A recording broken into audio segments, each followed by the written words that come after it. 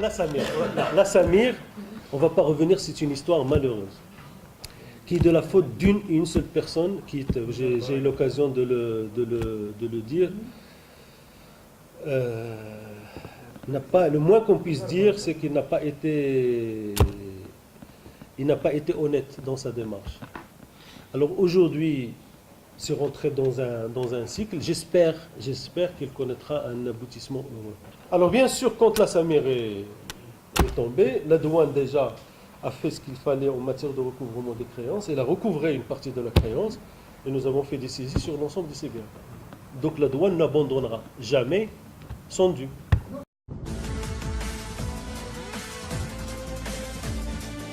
En matière de remboursement de TVA, l'année dernière, je considère que c'est une année exceptionnelle.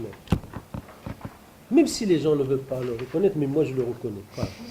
Nous avons remboursé pour 10 milliards et demi par la Direction générale des impôts.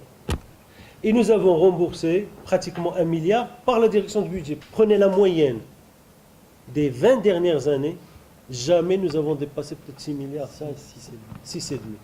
Aujourd'hui, au niveau du privé, et au niveau d'ailleurs du public, nous avons commencé à traiter le butoir, et le butoir en particulier, à fin 2013. Bien sûr, 2014-2015, malheureusement, le robinet.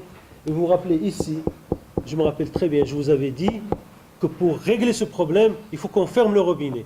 Et former le robinet, il faut s'attaquer au butoir à la source. Ça veut dire qu'il faudrait revoir les taux. On ne peut pas vendre à 7 et acheter à 20. Il faudrait harmoniser les taux de la TVA. Chose qui est compliquée à faire sur le plan politique. Et nous avons réglé un robinet cette année avec la loi de finances. C'est que les investissements, aujourd'hui, d'extension, qu'ils n'étaient pas éligibles à l'exonération.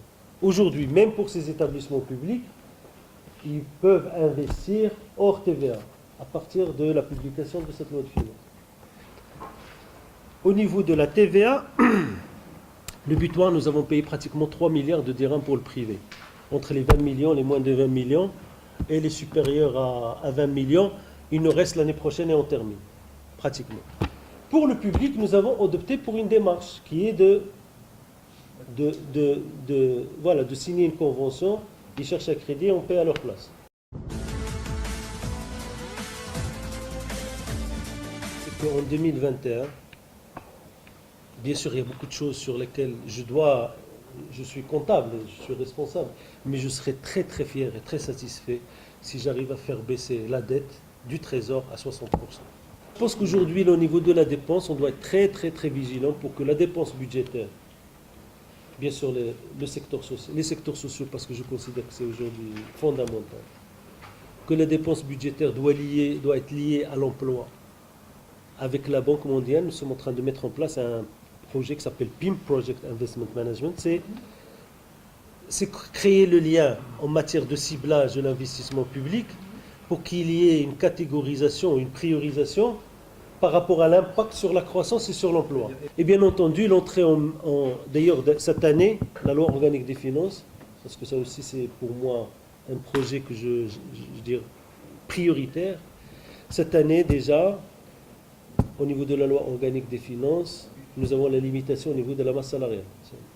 L'année prochaine, il va y avoir comme dispositions qui vont entrer en vigueur le traitement des crédits de report, les supérieurs à 30% minimum, et les rapports de performance.